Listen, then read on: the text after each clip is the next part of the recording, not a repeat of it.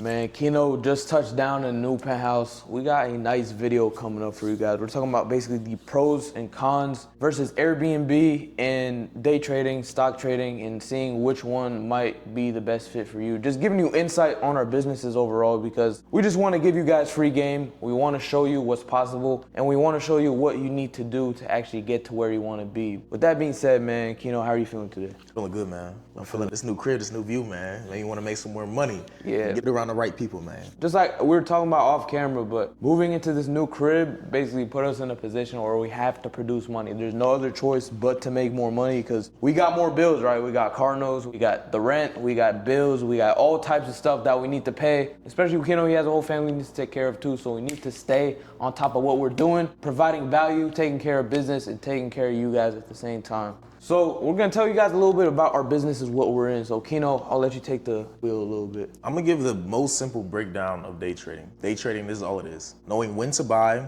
knowing when to sell. All it is knowing when you should get in a trade and knowing when you should get out of a trade. If you buy, right, you're buying price. You expect to go up, you make money. If you sell, you're selling price and it goes down, you make money. So you can make money on both ends of the spectrum. That's why I always say and preach to people, that's like, it's a recession-proof way of making money because when you're day trading, you don't care if the market is doing good, you don't care if it's doing bad because you make money both ways. So with day trading, like how much do you think it costs to get in and how long do you think it takes to master and learn and actually be able to start making trades and being profitable? So that's super subjective, but I'll say barrier of entry is so low. Like there's brokers out there that allow you to put as little as $10 as a trading account. But I always tell people, be realistic. How much do you think you're gonna make with $10? So if you got more, obviously you can make more, but at the end of the day, it's all about leverage and how much capital you have to make more. But in day trading, it's so many resources and ways to make more money without putting yourself at risk. Like you don't have to get a loan to go day trading to trade $100,000 worth of capital. You can pay for a prop firm challenge and you can have $100,000 worth of buying capital to trade with. And that's how I came up in trading, is by leveraging these prop firm accounts, by spending a few $100s. And my biggest month after I bought that prop firm account, I made $119,000 that I got to put in my bank account.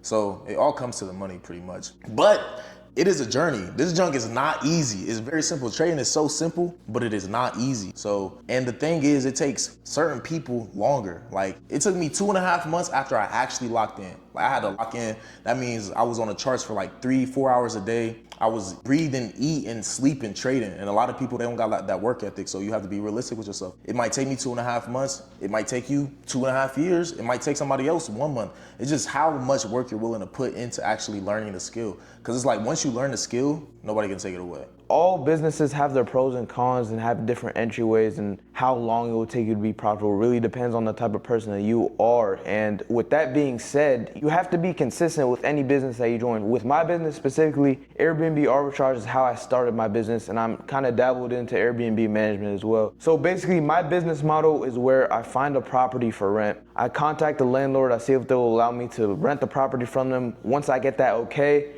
I furnish the property, photograph the property, I list it, put it on Airbnb, take care of the copywriting, take care of the photos, make sure the photos are on point, make sure the dynamic pricing is on point. And the whole point of my business and why I got into it is because it can be automated. So that's why I actually fell in love with the business idea and fell in love with the business model, because I'm a big guy with automation, and personally, I'm naturally a lazy person, right? I want to make money whenever I'm laying in bed, whenever I go to sleep, or whatever I'm doing. And with Airbnb specifically, you can put systems and processes inside of the business. For example, with Airbnb, what does the business consist of is guest hospitality. You have to be able to satisfy guests and talk to people and provide good stays. And how do you do that? Basically, it comes up with 3 different things. The communication with the guests need to be on point. They need to like the property itself. It needs to be set up correctly. You need to have good cleaners, because that's one of the biggest parts of the business. If you don't have good cleaners, your reviews will go to shit. That means you won't get bookings. You don't get bookings, then you don't bring in money. You don't bring in money, then you can't become profitable at the end of the day. So with Airbnb, some of the things that you need to know about it is, just like I said, is guest hospitality. You need to be able to attend to it. And in the beginning of the business, you're gonna be attending, you're gonna be setting up the units yourself if you wanna save money, but everything is meant to be automated. You want to work on your business versus in your business. And I feel like that might be the main difference between day trading versus Airbnb arbitrage or having Airbnb business. Even though the Airbnb business isn't like 100% fully automated. You still need to manage your employees. You need to manage your virtual assistants until the virtual assistants can manage themselves, can manage the handyman, and can manage the cleaner. But the main difference between that, this business can be more automated than trading. And with Airbnb, you can be profitable within your first month. For example, whenever I got my first Airbnb, it cost $6,000 to $8,000. It was $8,000 with the first month's rent and $6,000 for just the furniture alone. Within the first month, I profited, and within the first 6 months, I think I profited about $16,000 with that specific Airbnb. But does that mean that's the first month I got into Airbnb? That's the first month I actually learned about it? No, that's not what that means. There's probably about 3 to 4 months before that first month where I got my Airbnb. I was grinding, I was learning about the business, learning the automations, learning how to talk to people, because the main thing whenever you're going into this business is talking to people, talking to landlords, talking to property owners, and figuring out how to speak to these people correctly, how to pitch them correctly, how to negotiate correctly. There's a lot of things that go into this business that are underlying between the lines that people don't know about. It's not just the average guru on the internet is gonna tell you what you're gonna do is find a property for rent,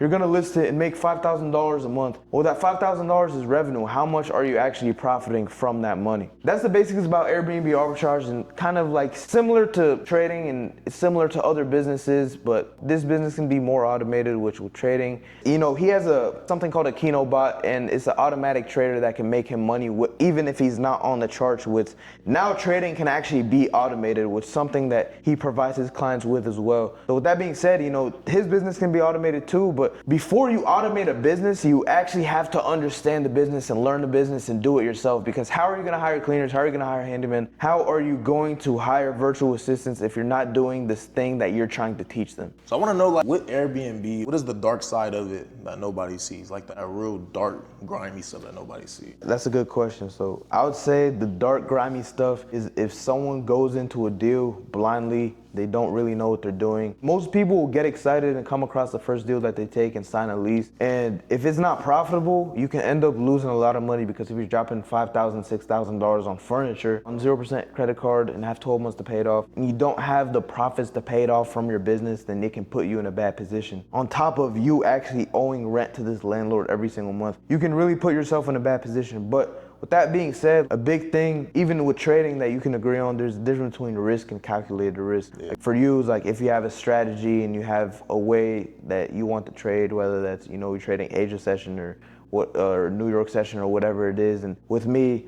a strategy and a calculated risk might be, all right, I'm going to estimate the revenue of this property, know exactly how much the expenses are going out, and know how much money I'm gonna make the first month, second month, and throughout the year. So then me going into a deal, I actually have an idea of what's going on. And also, a big part of Airbnb is people think they can just list a property and start making money, but no, you gotta have like dynamic pricing, you gotta have software, systems, and processes like SOPs, standards of procedures for your employees, so everything can go smoothly. Because just like I said, with my specific business, I wanna be able to make money putting in the least amount of work, but in the beginning, I'm gonna have to put in a lot of work, and like that's the biggest part of it. But I'm asking you the same question too, like what's the dark side of trading? Like what should people be worried about, you know what I'm saying? You are in control of your own success, but you are also in control of your own failure. Like, yes, sir. I only win on the charts because of me. There can be no external factors. It's all if I'm sticking to my process or if I'm sticking to my system. I'll only lose because of me if I'm not sticking to my process, if I'm over leveraging, if I'm revenge trading, if I don't have the psychological fortitude to take losses and understand that it's part of the game. Because that was like my aha moment for trading. It was like, I didn't understand that you were supposed to lose. Not saying like you're supposed to be unprofitable, but I didn't know that you will lose. Even if you do everything right with your system that's proven over historical data,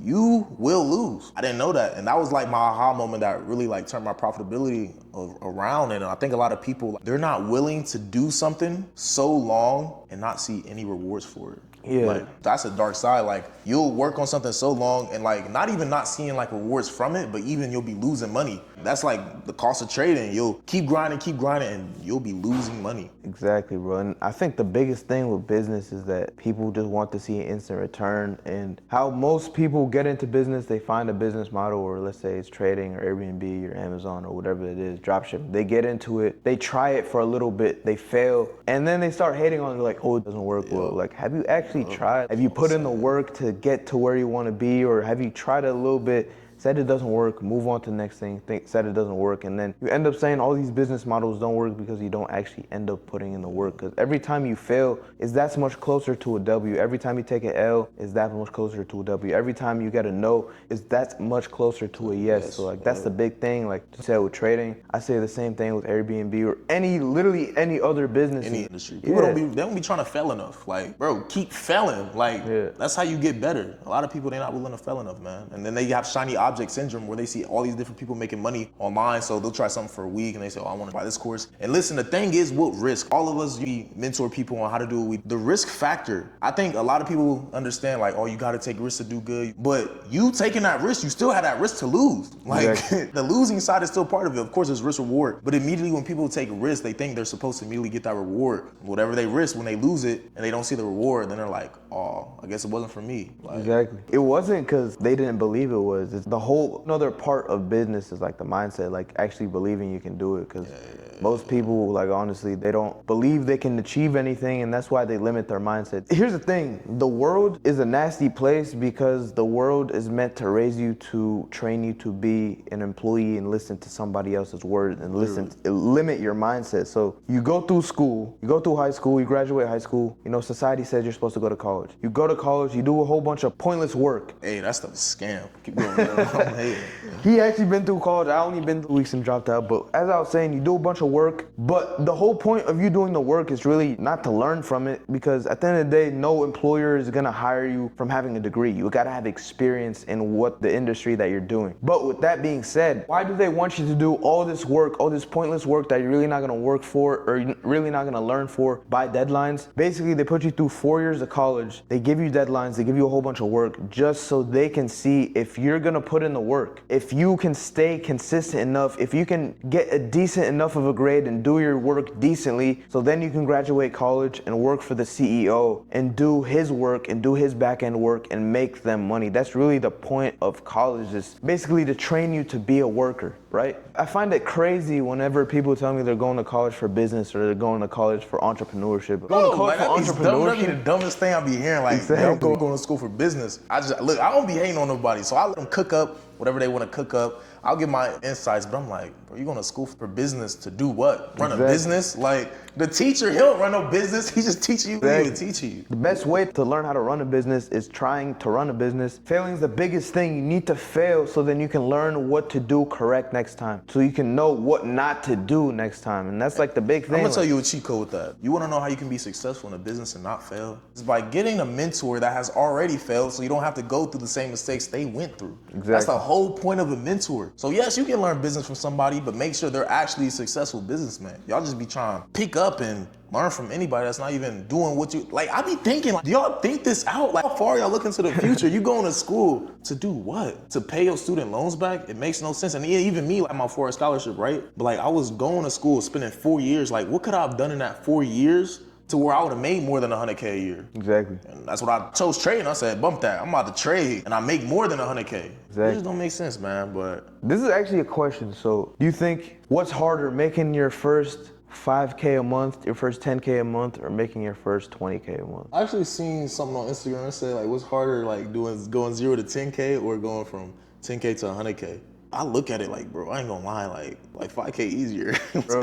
It's 5K because, like, when I think about when I made 5K, I mean, I was just making that like in a job. So I feel like it's the same system. If you want to take it to make 5K a month, it's just about if you're going to scale it up, to be honest. With trading, yeah, I definitely agree. So basically, how I look at it, correct me if I'm wrong, but with trading, how you can make more money is start scaling more and it's like, you know, risking more money, you know what I mean? Literally in trading, bro, you learn the system, learn the process, learn how to actually trade. It's only becomes a problem if you can't get more money. It's only about more money, because you can have a $5,000 account, make a certain amount of money a month, and have trade the exact same trades, but versus if you had a $500,000 account, taking the exact same trades, it's all scale. Because in trading, I can make $1 million a day, right? You make $1 million a day, we will have no impact on the market. There is no competition when it comes to trading. So I can give out all my trading sauce. If you do good in trading, it doesn't affect me at all. So I feel like that might be like a little difference in like what other people teach, because like I can give all the sauce and not hold anything back because it's no competition when it comes to trading. Exactly. There's food for everybody to eat on the table. Yeah, but even then, honestly, I feel like you really don't have to hold sauce back because, bro, it's so many people in this world. You be like gatekeeping I think it's a lack mindset, like, oh, they about to take food off my table. But bro, it's enough to go around. I promise you, it's enough. So much money out So here. much money in this world, bro, and people just don't want to grab it. Like, at the end of the day, I'm a millionaire. I just haven't grabbed my $1 million yet, but I'm on my way to grabbing that $1 million. I'm grabbing 10K, I'm grabbing 100K, and then we're gonna climb our way to the top. And the big part of my business, as Kino, you know, what's the hardest thing, going from 0 to 10K and 10K to 100K? But personally, with my business, I would say it's going 0 to 10K is hard, but as you make more money, I think it's harder to make more money because you have to change. Like, my systems, you constantly have to change them. You have to add more payroll, you have to add more softwares, you have to add more cleaners, you have to add revenue managers, you're gonna have to add more virtual assistants. So then it's kind of what I'm doing right now, but just on a bigger scale. Like, I'm making 50, 60K a month in revenue right now. If I wanted to make 100K, 300K, $1 million a month in revenue, then I'm gonna have to scale those systems, and I'm gonna have to tweak those systems to help me make that $1 million a month. It's gonna be different to what I'm doing right now, but it's still similar, but it's just on a scaled level. With trading, just like he was saying, it's also scaled, but I think it will be faster to scale and risk more money and make more money with trading rather than Airbnb, because Airbnb, you know, step by step, you have to get more properties, you have to hire more people on payroll. But just like I said, you know, there's pros and cons to every business. No pros to my business. You know, you can make money throughout the month, throughout the year, and it can be mostly automated and you don't have to put in that much work. Personally, I work 5 hours a week on my Airbnb business, 10 hours a week on my Airbnb business. But those are the main differences between our business. I got a question though. So when you were scared in your business, uncertainty, like things just weren't looking like how they should Actually, be looking? look, bro, it's funny you said that. So I think it was 2023. Yeah, so the end of 2023, I think I had a couple units and I invested all the profit I just made into another Airbnb, like a new Airbnb. I was in slow season, so in my city, slow season, January and February. I got this new property in December.